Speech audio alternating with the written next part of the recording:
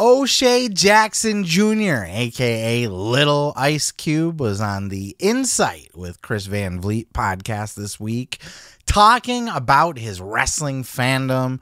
He's a big mark, just like us, a big markety mark. Only he's famous, and he's in movies and shit like that, like Cocaine Bear and Straight Outta Compton. And his dad's, the greatest gangsta rapper alive. But besides all that, he's a huge mark, just like all of us. And he was talking about his wrestling fandom on the Insight podcast this week. And he got a little territorial. And it was very clear that he's a little bit partial to one side. He's not, I like wrestling equally across the board. He's a homer. And he's a homer for the WWE team. He's throwing just a little bit of shade in the direction of AEW. Check out this clip. You seem to really like to rile up AEW fans. I don't mean to, man, but like the issue I have is, okay, for people who don't watch anything besides the two, okay, whether you're younger or older, stuck in your ways, if I'm watching someone on AEW and I ask, who is this guy? I don't need you to tell me I'm not a real wrestling fan, to tell me how could you not know such and such who gives a damn? Like, I need you, all right, inform me, bro. Or at least have your programming in a way to let people know why you should love this dude, why you should fuck with this guy. That's something that I feel like is missing. Conan, when I was on his podcast, he brought up, when you watch UFC and they give you a little backstory about this dude, backstory about that dude, what this guy's had to go through, what he's done, and vice versa. And then they put him in the room and they cuss each other out. And then by watching those videos, you've picked a side of who you're with. That's missing from that. What they have is this niche group of people who watch all of these wrestling shows and they're already in the know. So when they see these names together, it is a dream match for them. But you're trying to sell this to American television, baby. You got to movie that up a little bit. You got to give me some cinema to follow. Something to hold on to besides the announce team running down a list for me while this dude's walking down the ramp. And I feel like that's missing. And when you are trying to get involved and trying to really give something a chance, and when you question it even a little bit, and you get 80 no-faced accounts coming at you, at any given time, you're like, man, fuck this noise, bro. Like, I'm cool off of it. If y'all like it, I don't. And I don't want that. Which did not sit well, as you can imagine, with the AEW fan base, who went completely insane. Because how dare you say anything, even just the slightest bit off color about AEW? The mob will come get you. And come get you, they did. They went at him in the tweets, all the way to the extent that Ice Cube had to get involved. Look at this over here. This Drugs Delaney fellow, what an outstanding citizen he is. Man, I never wished Ice Cube pulled out more in my life than when this sped was conceived. Talking about, I don't even know, what's a sped, by the way? I probably shouldn't ask that. To which Ice Cube replied, fuck your wishes, bitch-ass drughead. That's funny. One person you don't want to piss off is Ice Cube himself. Ice Cube I kind of see as, he's like the rap version of Taz. Taz, he's always pissed off. He's always angry about something. And he's always just like, one fucking wrong look or a blink from just going off on somebody. That's Ice Cube. Ice Cube is always pissed off. He's always cranky. He's always mad. He's always angry. Always in a foul, sour mood. You don't want to go stirring up Ice Cube. He'll fuck you right up. No, this is getting really dumb. Like, people, the tribalism, and I see it going on and on and on and on in the comments to the point where now Tony Khan himself has gotten involved. Well, let's take a look at this tweet over here. At O'Shea Jackson Jr., you might enjoy checking out new experiences, plus entire worlds of international graps out there. I think learning about them is fun. All wrestling is awesome. I hope you enjoy whatever you like, plus maybe someday you'll be interested in wider circles. Hashtag AEW Dynamite. It just reeks of desperation, doesn't it? Now Tony Khan's out here trying to recruit individual fans. That's how hard up he's gotten. Now I get it. O'Shea's got a big reach. He's famous and all of that. But this is just a bad look for AEW and its fan base. Again, you cannot say a negative thing about AEW at all. And WWE has those fans too. But it just seems meaner and more aggressive with AEW. They pile on, you know. It's like, oh, you said something bad? I'm going to come and we'll kill your whole family, bro. I will find your house and burn it down if you talk shit about Orange Cassidy again. That's where we're at. That's where we're at with this. It's great. But it does look like O'Shea Jackson and Tony Khan have made peace. They made friends. And I think there's a lot to learn here from the casual fans' perspective. And at the end of the day, O'Shea Jackson's words pissed a lot of people off and made a lot of noise, not because he's a celebrity and he said something about AEW, but because those words rang true.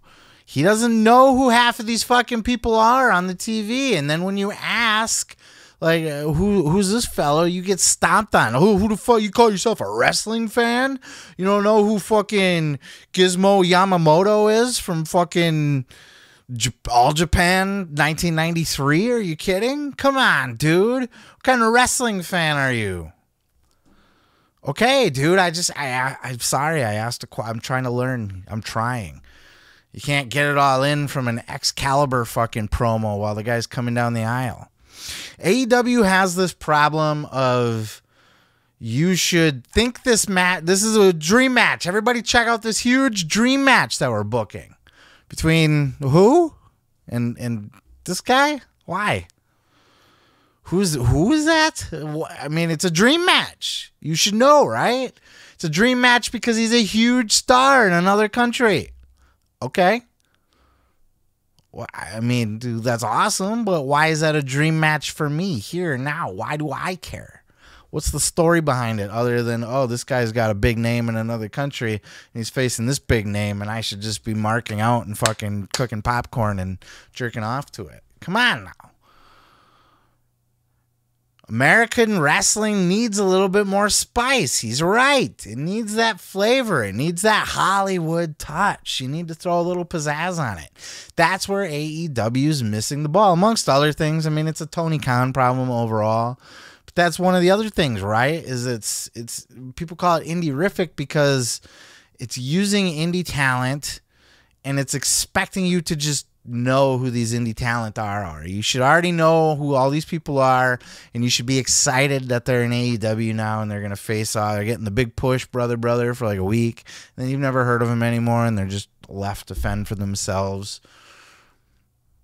And that's the majority of how things happen. And I know you AEW fans want to go hard. You're going to razz me for even saying that, but it's the truth. And look, I do follow wrestling. I do watch New Japan. And I do keep tabs on things. And I do know who most of the people are that they bring in. I don't watch Mexican wrestling. So El Vikingo, I didn't know who he was when he first came in. But respect, he's got talent and shit. I learned to like him from watching him in AEW. But I certainly didn't fucking mark out that he was going to be on the show just by the announcement that he was going to be on the show because I don't know who the fuck he is. And that's fine if you want to cater to the audience that knows knows everything already. The ultimate Uber fans. They're out there. I would like to say that I'm one of them or closer to one of those than maybe like an O'Shea Jackson, right? But at the same time, like, you're never going to draw in that wider audience. You can't. You're casting too narrow of a net, and then you're wondering why nobody's watching our show. What's going on, man? How come we're not growing?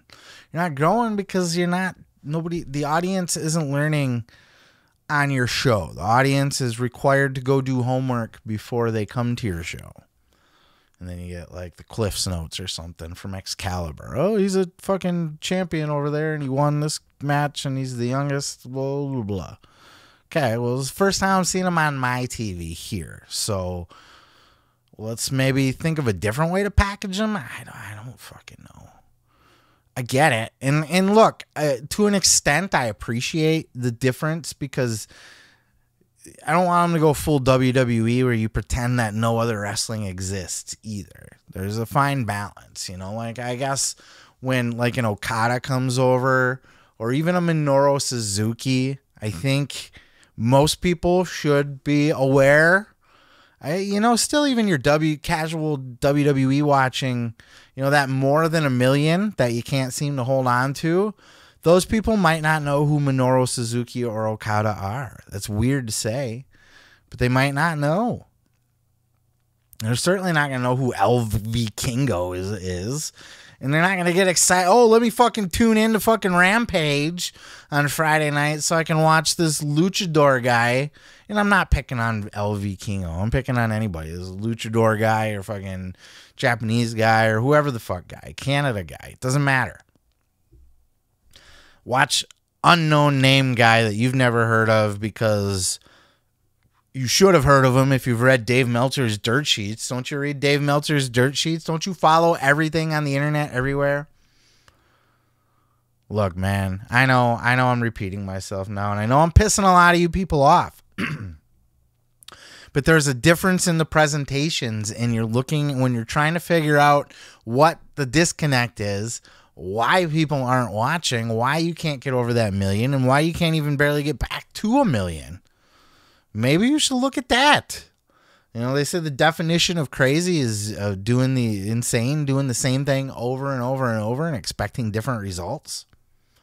If you're AEW, do you think the idea is to put fucking LED boards on the side of your ring and on your barricade walls like WWE does? That's what we need. We need to just match their production value. That's it. No, man. No, you're missing the entire boat on things. That second million that watches WWE that does not watch AEW is the casual fan that does not know every single person, every single indie company, every single fucking other country. They don't know any of that other than I just turned on the TV. Tell me about this guy I'm watching. There's definitely something to that, and that's why.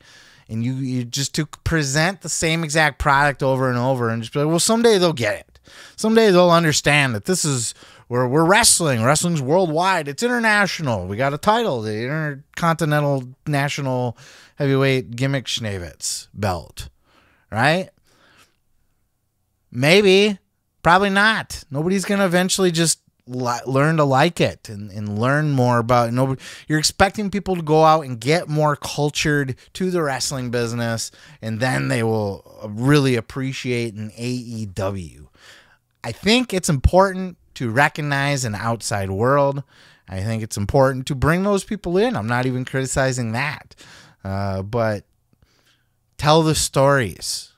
Give us a reason to, a lot of the stories, when AEW fans say, tell all kinds of stories. Like, this guy was in the tournament and he's facing this guy and they both want to. No. That's a reason for a match. That's not a story. They're two different things. Well, he's the number one contender and he's the champion. So that's not a story. That's a reason for a match. Clearly, he won the tournament. He gets the shot. Winning a Royal Rumble and going to WrestleMania isn't a storyline. You won a match. You won the title match. It's not a story. You can't build your story off of that. Or a dream match is not a story. Oh, he's the biggest star in Mexico. He's Kenny Omega. Wrestling fans are going to be jerking off to this one. Oh boy, let's put this one on TV. And yes, a certain audience will, like your Dave Meltzer for sure got hard watching that match. Absolutely. He probably had the lube out and everything. I'm positive he watched it naked. Why wouldn't he? That's the kind of stuff that he likes. But not everybody's like that. Your casual WWE. The guy that is yelling at fucking Austin Theory in a WWE show because he's a pretty boy and I don't like you, pretty boy. That guy, he doesn't know the intricate ins and outs of the independent wrestling business, right?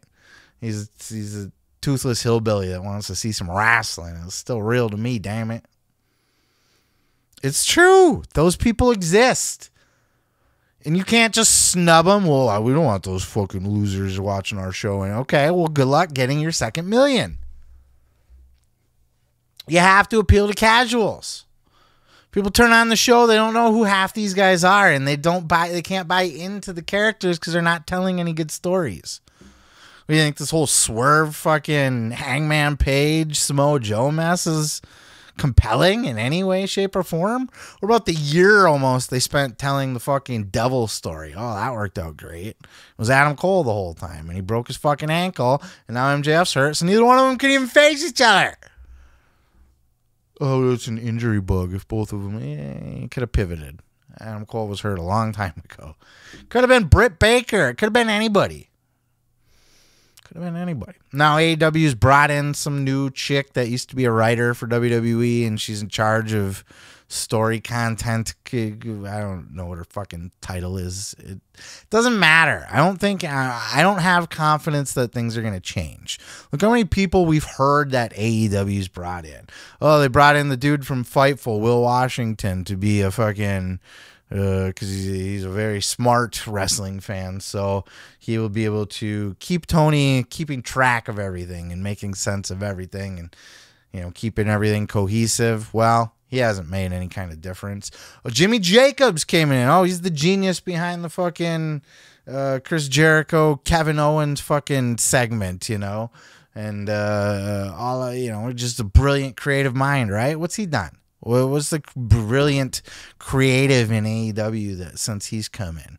The TV production guy that came in and fired their old TV production guy, and he came from WWE. He was the guy underneath Kevin Dunn that was supposed to take over there. What's he done other than put LED boards on the fucking ring, just like WWE uses LED boards on the wall, so let's put LED boards on the wall. That's production value. Or upping the quality of the show. No. Nope. Not at all, guys. You're dropping the ball. It's trash. It's a trash product right now. But I want them to succeed. I'm not rooting for them to fail because we need a strong number 2 to compete money-wise in the wrestling business. Because when WWE is the biggest money game in town, they're the monopoly.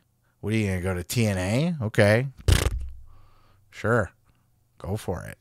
But will you get legit matching offers from Tony Khan? Now you're in business. But it ain't gonna work if they go out of fucking business, and they got a lot to work on. It's not just the storytelling. It's not just the foreign guys that nobody knows. It's part of it, but that's minor. It's been done in wrestling before. They had the Great Muta come over in WCW.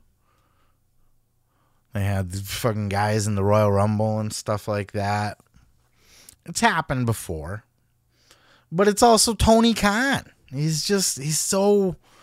Nobody respects Tony Khan, and thus nobody's going to respect AEW because of it. He's becoming the face of AEW, and he's becoming outspoken and annoying about it. That's great for the people that love AEW. They're like, yeah, boy, get him. For most people, it's like, yeah, you're kind of embarrassing yourself, bro. What are you doing? And then the Young Bucks and Hangman Adam Page. I think there's a very clear, you can trace the downfall of AEW to the day Punk was fired. And it wasn't just because Punk's not there anymore. It's because now everybody sees that other side. People see what Punk was saying. People see that the Young Bucks really weren't all they were cracked up to be. They see that it is all friends wrestling, and that it is still just whatever the fuck the elite want to do. I don't know, man. They got a lot to work on. I will leave it there because this one's gone long. What are your thoughts on this whole mess? I'm sure I got the diehard AEW fans. And look, I'm not burying AEW. I mean, I am to an extent because their product is not watchable right now. I don't enjoy it, and it's not just me. You can say, well, blah, blah, blah, blah, blah, blah. If you like it, that's fine. That doesn't mean I'm a dumbass, because there's a lot of us dumbasses, apparently, because nobody's watching the goddamn show right now. And I'm just giving my 2 cents on why. And O'Shea Jackson Jr. was just giving his 2 cents on why. And as far as O'Shea Jackson Jr. goes, he's cool as fuck. I like this guy. Anytime I hear him talk, man, he's got charisma. You know, I'm smiling every time I listen to him talk. He's got that energy, that presentation, and he's one of us, dude. He's a giant nerd, a giant wrestling mark, and his dad is, you know, straight out of Compton, crazy motherfucking name Ice Cube. I won't say the rest because it'll get me canceled. I'll leave it there. Peace, love, and pizza. I am your boy, Seth Grimes, and we'll catch you in the next video. Oh yeah, thanks for checking out the video. Yeah, don't forget to subscribe. Don't forget to like it if you liked it. Yeah, and you can check out full episodes each and every Sunday right here on the channel. Oh yeah, dig it.